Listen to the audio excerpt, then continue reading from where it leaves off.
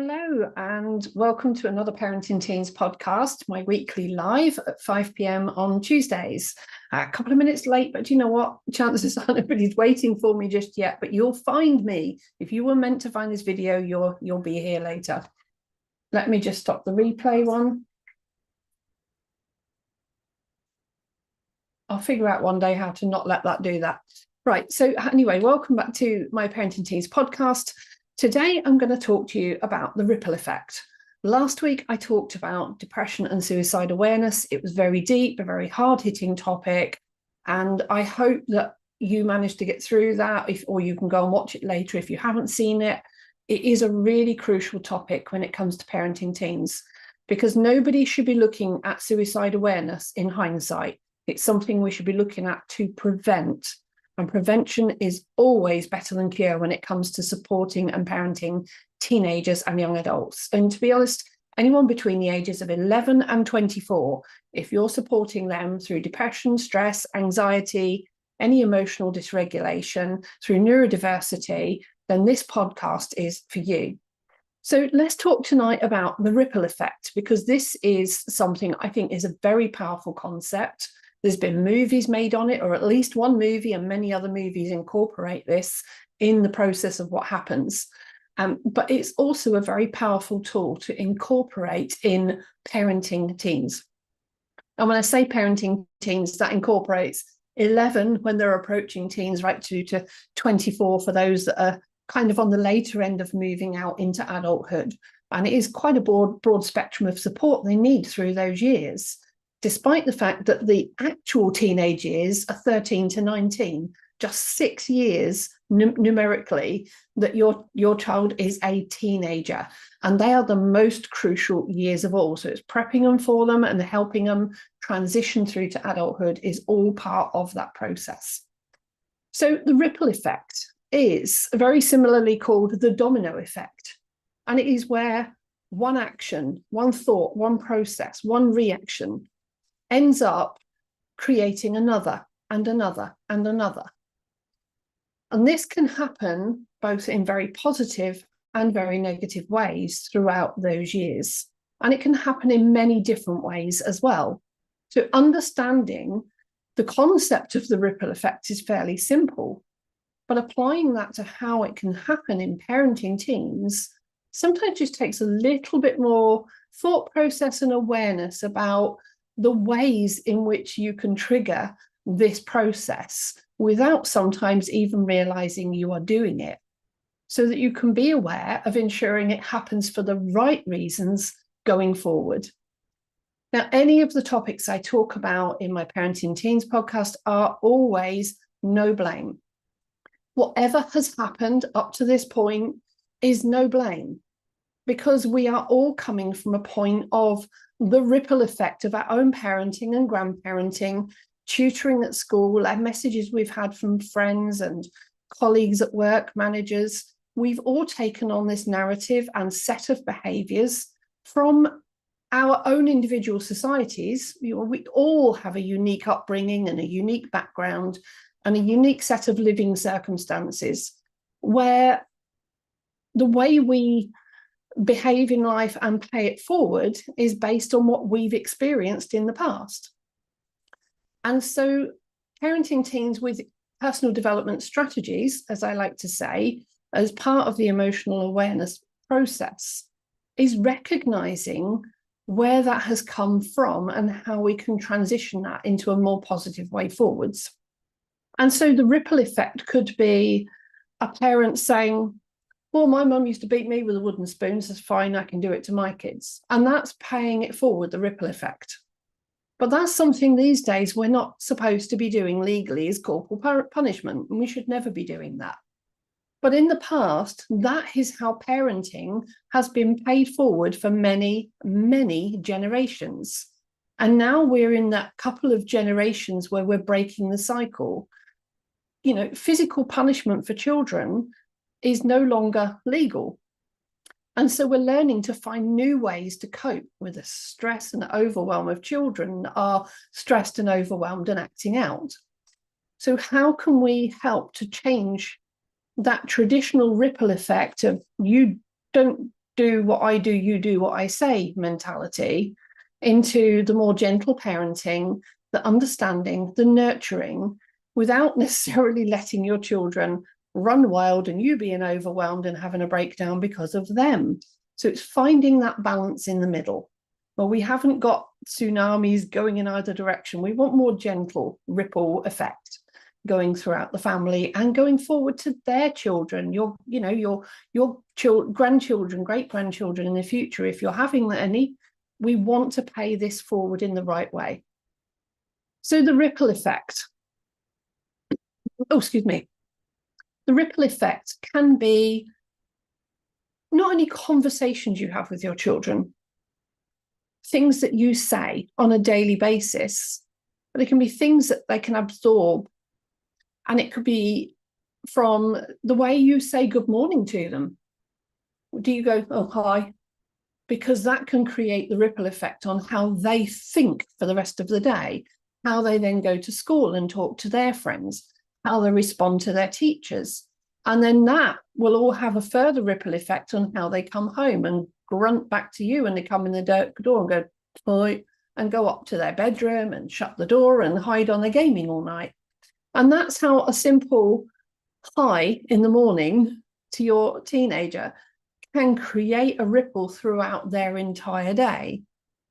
Right? On the same time, going overly sweet and going, oh, good morning, sweetheart, how are you? And all, we can have an overly sickly effect on them with that good morning greeting too. So it's finding that comfort place. And I've talked about comfort zones recently as well. And if it's not on this podcast, I definitely talked about comfort zones on my High Leverage podcast with Rory Lemon. And it's finding that place in the middle somewhere where yourself and your teenager find a comfortable greeting every day, where you both look forward to it in the mornings, rather than ignoring each other, grunting at each other, or having a very low or overly high energy greeting.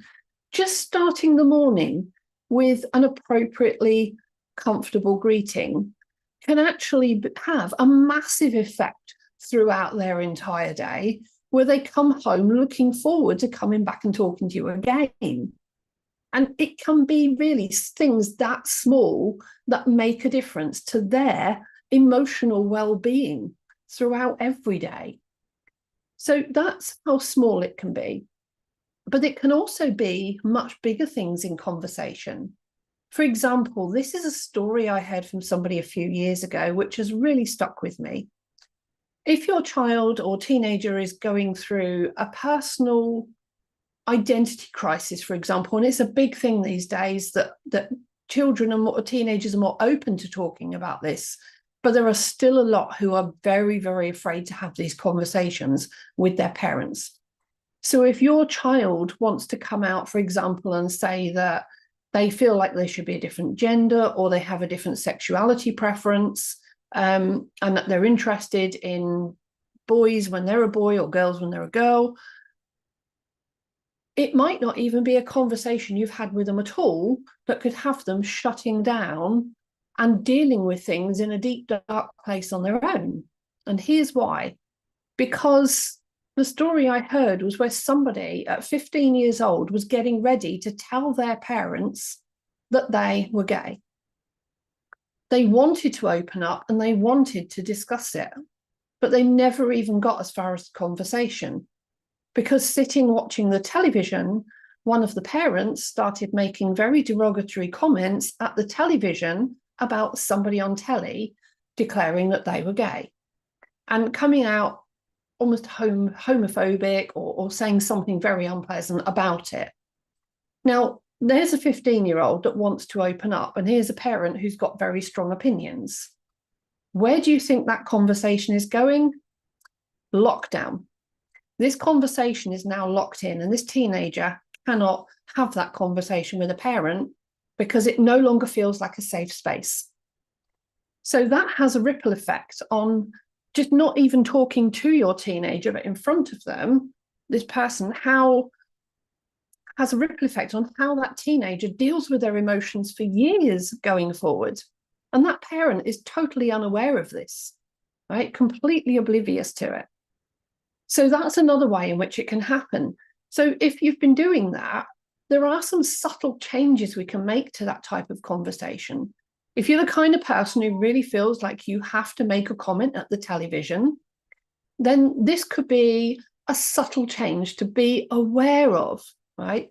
If you find yourself commenting on something, at the end of the day, you're in your own home, you're entitled to say what you like in private, and nobody can penalize you for it. It's the privacy of your own home, and I'm never going to judge you for that. However, if there is something you find yourself saying and you're aware that a teenager or child is listening, it could be a subtle shift like this. Oh, well, I disagree with all that. But if my child was like that, or turn to your child and say, if I found you were like that, I would like to think you could still talk to me, right? So it could be saying, my opinion is this, but if this was you, I would like to think you could still talk to me and I would listen, right? So in other words, although you have an opinion, you would be willing to rein back on your opinion for your family if it was them. And that is a subtle shift, and it takes practice to do this, where you expand on these conversations to tell your children, your teenagers, your partners, whoever's in your family, your friends even, that as much as you have your opinions, you would not exclude them from your life if that happened to include them at some point. And it's being aware of how that conversation affects them when you say these things. Also, when you're commenting on things that are kind of victim-based as well, and commenting on judgmental things about people being a victim, sometimes even with your own children, you don't always know what they're being victim to. Whether other people in the family, in your social circles, at schools, work, clubs that they go to, are you really truly 100% aware of whether or not your children are victim to something from somebody somewhere? And so again, being opinionated about people's behavior that victimizes children could unknowingly create that barrier between you and your children. And that creates a massive ripple effect on how they manage things. But it also creates a way in which they then pay forward opinions and judgments to other friends and so on.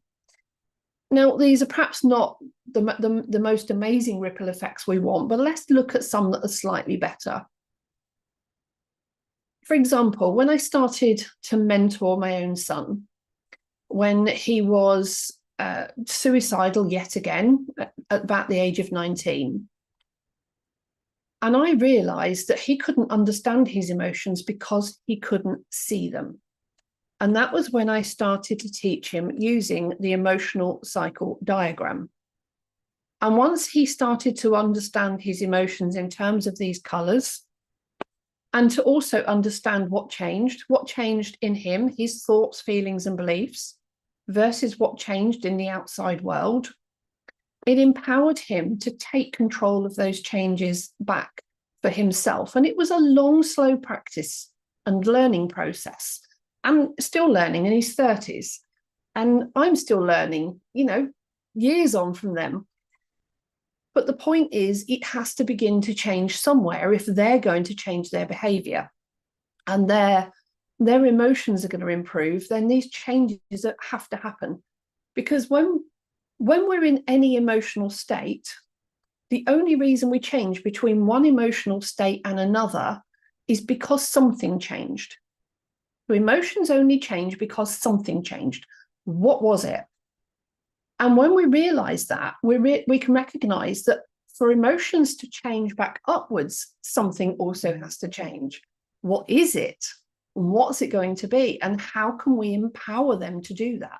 Not do it for them. Nobody's emotional state is resolved when we do things for them, unless it's something they've requested support for. That comes back to the podcast I did about the circle of influence and control a couple of weeks back. I definitely recommend catching up on that one if you haven't seen it already. So for my son, as I started to empower him with this emotional understanding and the knowledge of change, he was very quickly supporting other friends. And they weren't even aware he was doing it, but he was taking what he was learning and he was supporting them to make their better changes too. And I was partially aware that he was doing this because he was coming back to me and said, oh, so-and-so's got this problem. They're asking me for help. What do I say? So I was using this strategy to say to him, well, you can't fix it for them, but you could say to them, well, there's these options. You could do this or this and let them make the choice. And that's kind of what he was doing to support his friends. So as soon as he came out of his own internal battles and started learning this, he instantly went into empathy and problem solving for other people. And it literally did not take long, like weeks, until one of his friends sat and said, I realised that hanging around with Matt makes me a better person. And I was like, well, there is the ripple effect in action, right? If me helping my son meant he helped a friend and they felt better, how do you think their friends and family felt being around them? When they had been in such emotional dysregulation before, it was affecting their family relationships. Now suddenly that's improving too, and so on and so on. That is the ripple effect. And in the same way, helping my son means I can also help other therapists, coaches, mentors, trainers, tutors, parents, right? There's a lot of people I could help to learn this strategy. But it doesn't just mean they learn it. It means they can then use it with their clients, right? Their clients, their pupils, whoever they're teaching, their friends, their family. And if they've got friends and family too, and it affects how they process stuff even more positively, then they're going to behave better towards other people as well. It's going to up their emotional energy level. And that's the ripple effect, paying it forward. And another one might be, when you two parents are fighting and arguing, and the child goes to school and then they start fighting and arguing with friends. And then their friends go home and take it out on their brothers and sisters, and they go to the next school, and teachers are getting involved in all this behavior as well. And then the teachers go home after a bad day. And this is the ripple effect going out very, very easily and virally in a negative way. But when we can put that into a positive motion, it is powerful. It really is powerful. And I can even take that one further, right? All of this ripple effect coming through me and through my son, a lot of that has come from various people over the years helping me, right? Colleagues and managers who have told me about personal development books, HR managers who've sent me on personal development training programs, resilience training for work, learned award in adult education and training. And the things I've learned through those, plus things I've learned through first aid, health and safety, and other training that I've done, have all sort of converged ripples through me to help me come up with strategies to support my son. And for me, this whole concept is really, really powerful. So have a think about what happens in your family, actually, even for you yourself in your work. Think about how other people say or do things towards you and how it makes you feel, and then how you treat other people. Where is that ripple effect even coming from through you? Is it through past parenting? Is it through managerial stuff at work? Is it through some other trauma you've been through that affects how you pass the narrative forward to your child, teenager, adult? And how can you settle the negative ripple effects and start to incorporate more positive ones? Because at the end of the day, when I talk about the emotional cycle, anything negative is in the lower half of this: anger, grief, depression. Whereas when we move to the top half of the cycle, we can either fight for things we like, which is passion and motivation, rather than aggressiveness against, or we can move from grief up to thoughtfulness and memories, where we're puzzle solving, and then ultimately into happiness. But nobody ever stays happy 100% of the time. Being up here, being happy all the time is not part of the human emotional cycle, if it's fixed, for it to be called the human emotional cycle, it will keep shifting. We naturally want to be moving through the top half of this. So we will think about something, we will move into action and do it, and then we will reward ourselves and celebrate the results. And when the results are over and the celebration settles down, we go back into thought mode. Sometimes it can be the other way around. We can do something, think about what we've done, and then go, aha, got that now. But it tends to go more the other way around, but it can work a bit both ways. So we think, do, celebrate. Think, do, celebrate. And when we haven't got this cycle working naturally, that's when we can very easily get dragged down by a problem. So if you're thinking about things, doing them, but you're unable to resolve them and celebrate them, we end up unresolved, thinking into those feelings and getting depressed instead. And that is where we don't want the ripple effect pushing people down there. We want it lifting them up. So how can you create a positive ripple effect in your family? What can you, from whether it is the good morning to greet your teenagers, whether it is how you sit and eat a meal together as a family, it could be something like going out on a shopping spree. Something some parents love to do is go shopping with their children. Other parents avoid it like the plague. Whether they go to clubs or groups and what you do to support them. Ripple effect might be, what happens when they've got an event on at school, whether it's sports or a school play or a music event. Do you go along and support them?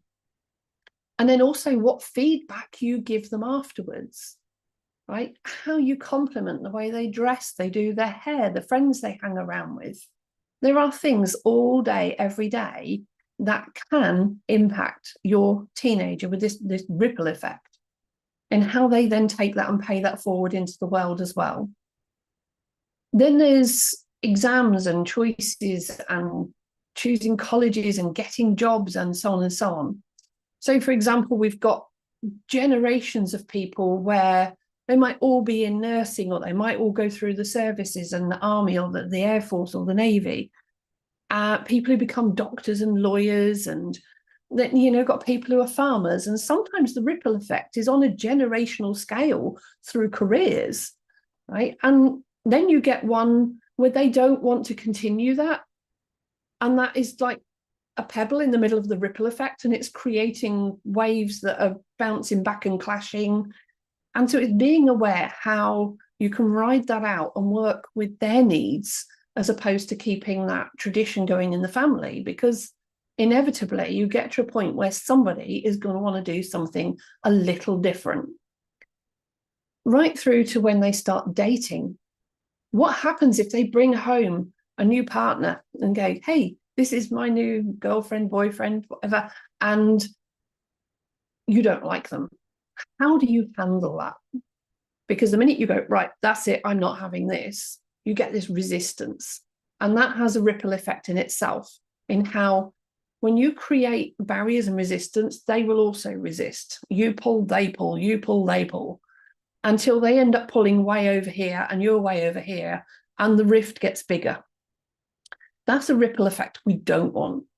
So when they bring somebody home and you're not comfortable with that, an easier way to do that, instead of pulling apart, is to actually support them, right? Be there to support them and say, okay, you've brought this person home. Maybe I'm not overly comfortable with them, but this is somebody you've chosen to be close to, be friends with, be in love with, whoever. And I can see perhaps where you're drawn to them. But then say, what is it you want from this? What do you get from it? What do they bring to it for you? Right? And have a gentle, safe space conversation where you ensure that whatever decision they make about this relationship, whatever decision they make, that if anything ever changes in their mind at any point, they still feel safe enough talking to you that they will come to you in a moment of need, when they suddenly go, aha, maybe this is not right for me. Okay, mum or dad, how do I let this person down gently? Or how do I get out of this when they're being clingy and they're being over emotional? Or how do I just, stay friends with this person rather than being closer. But they need to be able to feel safe enough to come back to you for that conversation and not feel like, again, like the conversations with the TV and the judgments or the hi in the morning, like they've got to feel safe enough to be able to come back and ask for your support. I did do a video again a few weeks back, which is in the playlist, about safe space for talking. And I do have a course on my website about talking to teenagers in a safe space and about the whole process of what it involves, about no judgment, about listening carefully, and all the skills that are involved in creating those bonded, trusted conversations instead of those judgmental ones where one's going like this and the other one's locked away in here. We want to bring that together. And when you can do that, the ripple effect for that is a wonderful one. It's, happy waves and everything goes great. And it takes practice. But for today, this is going to be one of my shorter podcasts, probably. I do usually go on for a while. And I really hope that you consider how the ripple effect has affected you as a parent from generations that have been taught and paid forward to you. What you've picked up from your society and circles of influence is also a big part of the ripple effect. Again, that's already been done. That safe space for talking, again, there is a previous episode to go back and watch about that. And to bring all of this together so that you can start to bring these strategies into something that helps you to rebuild trust or to grow trust, if you've already got it there, to grow that trust with your teenager. And remember, when they do start to open up and they do start to share their problems with you, be prepared for anything. That is why I recommend doing the course on my website. It's £15 and the skills in that are priceless, about how to have that safe conversation. But when they do open up, there are so many things in that conversation that you could be unprepared for and then end up throwing back those judgments, reactions, orders, demands. And we want to be avoiding all of that, keeping those negative ripples down. And so having that skill set behind you going into this is really powerful. I mean, what would you do to keep your teenager safe for the cost of £15 for a course? It's about 40 minutes, really doesn't take long. And that is such a small time investment for ensuring that you don't end up with this massive family rift and that you have that trust and that bond with your teenagers. So I'll pop the link in the chat below the video afterwards or in the description. Thank you so much for listening today. And I think next week, I'm going to take this somewhere very similar with top-down learning. And it's, to be honest, that's a very similar concept, top-down learning. But I'm going to take it top-down learning next week because I want to broaden the scope out to other people beyond parents. So I'm going to take next week's a little bit wider. And we'll see. But for today, thank you for tuning in. Don't forget to like, subscribe, hit the notification bell to get told every time I go live, just to see if anybody's been watching. Somebody's watching, so hi.